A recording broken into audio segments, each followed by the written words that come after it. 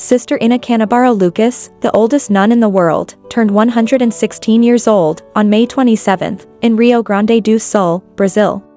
Sister Inah was born in São Francisco de Assis, Rio Grande do Sul, on May 27, 1908, to parents João Antonio Lucas and Mariana Canabarro Lucas. She revealed that her secret to long life is to pray. She said, "I pray to the Holy Trinity every day for all the people of the whole world." The nun now lives in Porto Alegre, in the Welcome House Santo Henrique de Osso, next to the Provincial House of the Teresian Sisters of Brazil, the religious order to which she was received at the age of 19 in 1927. Pope Francis sent a special blessing certificate to Sister on her 110th birthday in 2018. Normally, Sister Inah's birthdays include the community, family, and friends. However, due to the rains that affected Rio Grande do Sul state, the party was smaller.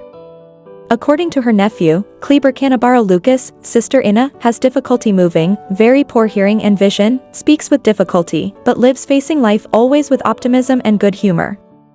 Today, at 116 years of age, she no longer has the same health conditions, but her life goes on with God's guidance. God bless her, he added. Sister Inah is also the oldest person in Brazil and Latin America, according to the Gerontology Research Group, and the third oldest person in the world.